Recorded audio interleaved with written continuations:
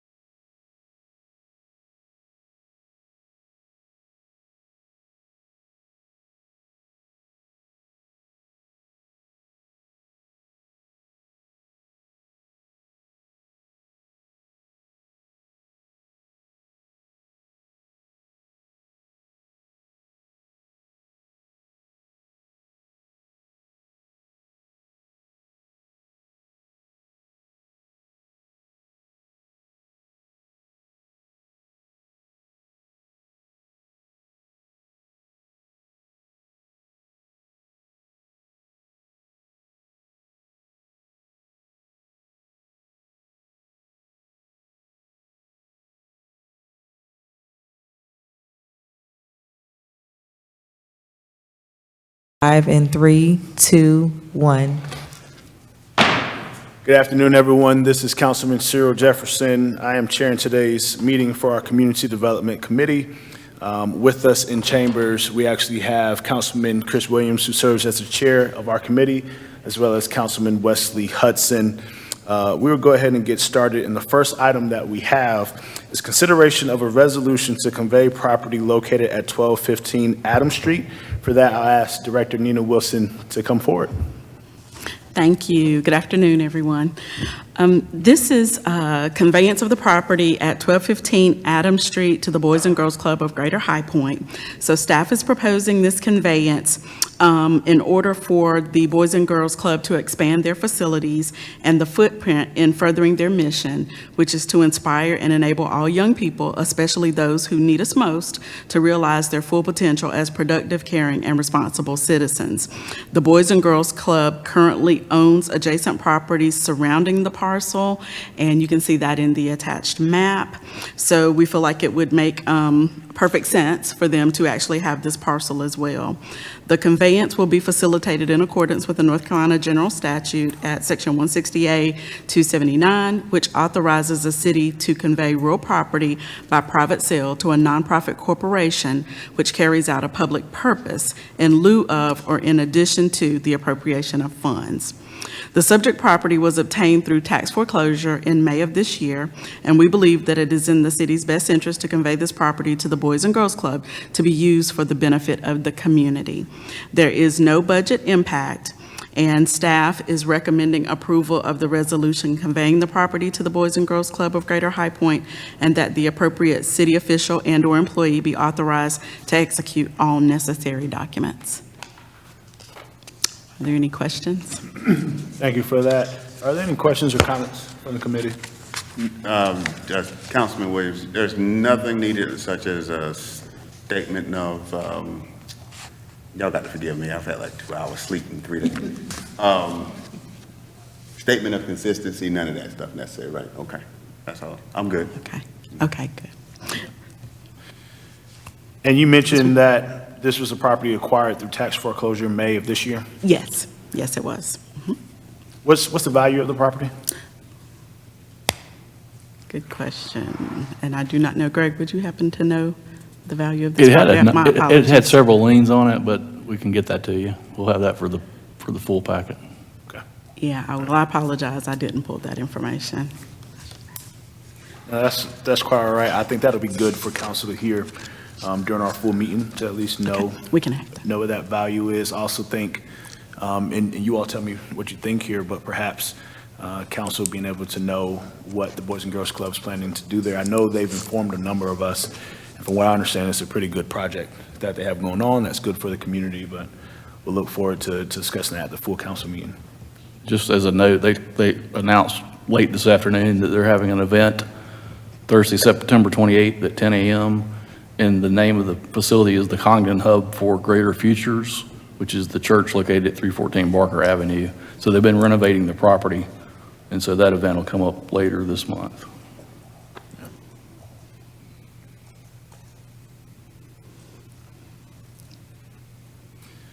Are there any further questions or comments on this? If not, then I'll entertain a motion. Second. Motion to approve. Okay, we have a motion, we have a second. All those is there any discussion on the item? Okay, all those in favor, with the usual saying of aye? Aye. Any opposed? The ayes have it, and that motion carries. Thank you so much for that. Thank you. Our next item is consideration for approval of the 2023 Urgent Repair Program policy amendments. For that, we're going to also ask Director Wilson to give us information on that. Thank you. This is for our 2023 Urgent Repair Program policy amendments. We submitted the original amendments in August, But there were a couple things that they have added that they do want us to come back and just include that language in our policies, even though we practice this. So while Community Development and Housing ensures compliance with the Environmental Protection Agency renovation, repair, and painting rule, the language is being included in our URP 23 policies to comply with North Carolina Housing Finance Agency's model policies. The RRP program mandates that contractors, property managers, and others working for compensation in homes and child-occupied facilities built before 1978 must be trained in and use lead-safe work practices. In addition, language has been revised in the policies for clarity and inclusion of specific groups, and this is for protected and unprotected classes in reference to non-discriminatory practices for homeowners applying for assistance and in the procurement process for our contractors. So this revision is kind of twofold for the RRP rules, as well as when we talk about protected classes and unprotected classes for discrimination or non-discrimination for those targeted groups. These revisions, we're recommending that they be effective July 1, which is the program start date. And as part of the URP program, we're required to have an approved assistance policy and procurement and disbursement policies. The post-approval documentation packet for URP was submitted by the August deadline, and we anticipate receiving the funding agreement this month, which we have actually received that now. We have affirmed via email to North Carolina Housing Finance Agency that we follow the RRP rule and will forward the amended policies upon approval. Staff is recommending approval of the amended policies and that the appropriate city official and/or employee be authorized to execute all necessary documents. Thank you for that. Any questions from the committee? Any comments?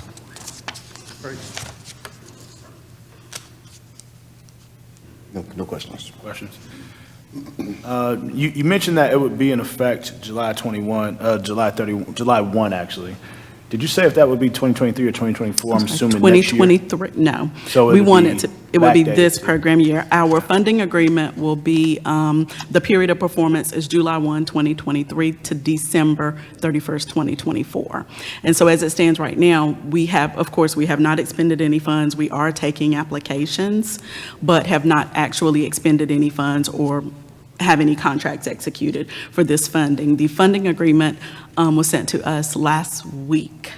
And so our city manager, if I'm not mistaken, has signed that.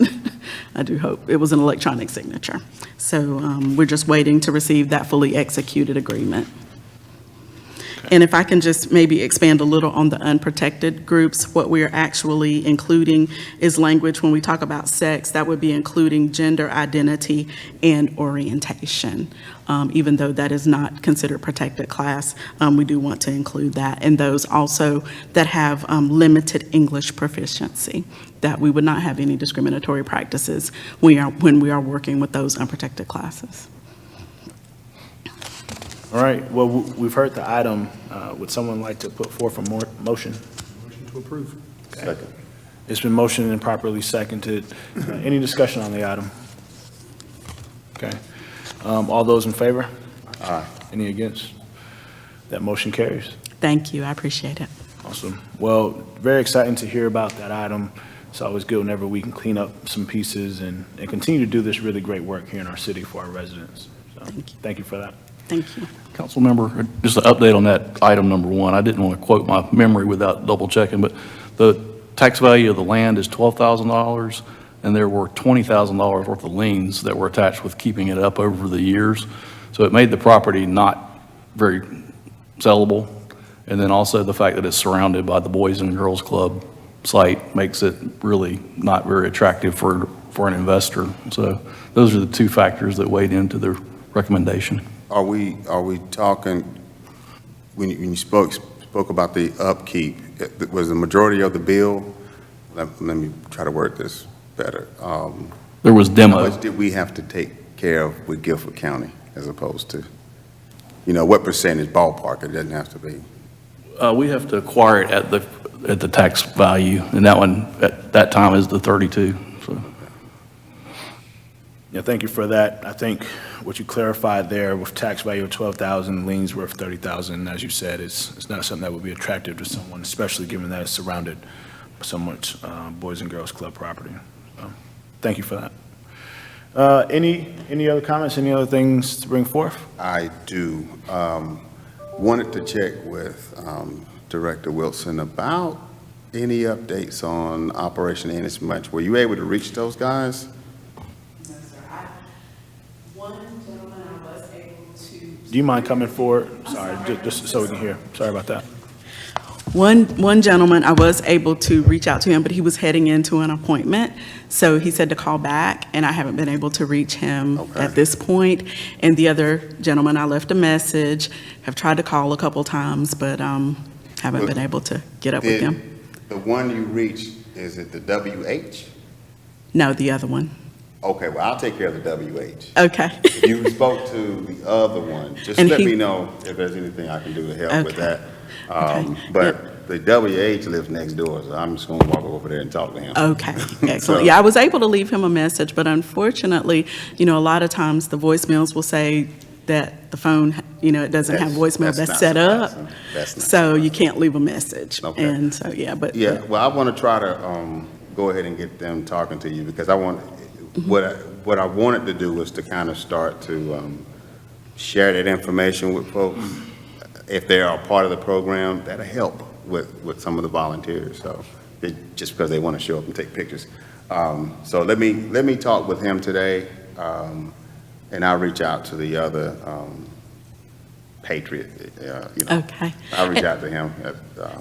And I'll just add, the planning for Operation Inasmuch is going very well. We have right now about 15 houses that are potentials for the project. And again, that date is October the 28th in the Five Points community. And so the planning meetings have been very successful. They have had one meeting already in the community, and we are planning to have another meeting to try to get the homeowners and residents out to kind of get them re-energized and reactivated when it comes to their neighborhood association, because the neighborhood association has not been active in several years. So we're trying to recruit some people and kind of reactivate that neighborhood association as well. So that was one of the reasons we chose 5 Points too. Gotcha. Awesome. Thank you. I'll get on it Thank you. in contact. Okay, thank you. Thank you for that update. Always exciting to hear about Operation Inasmuch, October 28th in 5 Points. So we'd love to have some more volunteers. Please remind us, if folks want to volunteer and show up on that day, do they need to call ahead of time to RSVP, or can they just show up? For anyone that wants to volunteer, they need to reach out to Community Housing Solutions, and I don't know their number right off the top of my head. I apologize. Let me see, I can. Well, if they contact our offices, could we put them in touch? Definitely. They can contact us, 336-883-3349, and we can certainly get them headed in the right direction. They can become a part of a team that's going to be out there that day. And of course, we want city employees to volunteer. Those individuals can contact Michelle McNair on our staff, and she can be reached, of course, at extension 3685. She's in our 4th Street office. And so we definitely want city employees to be a part of our city team as well. Okay, awesome. We have a number for the Community Housing Solutions, it's 336-676-6986. 676, what was the last four? 6986. And yes, and they can just let them know that they would like to volunteer for Operation Inasmuch on October the 28th. Okay, awesome. October 28th, 5 Points, Operation Inasmuch, where we get the opportunity to help some residents fix up properties in areas where they could really use the support. I know it's very rewarding. It's something I've done in the past a number of times, and several council members have also done it. So if you're listening and want to join us on October 28th, you can contact Community Housing Solutions to let them know you'll be there. Number is 336-676-6986. You also always contact our office, 336-883-3349, and speak to Michelle McNair at extension 3685. Yes, yes. thank you for the update.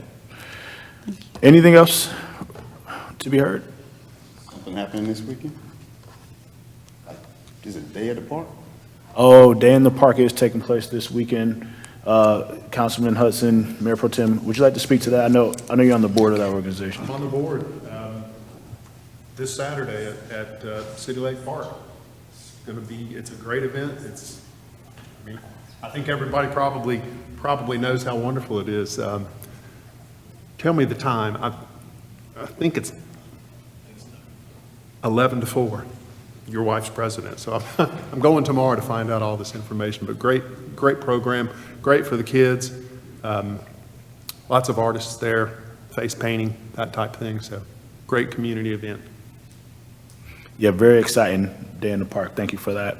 You also made me remember that Unity Festival on Washington Street. It's not this Saturday, but it is the following Saturday on the 23rd, set to take place from 12 to 4.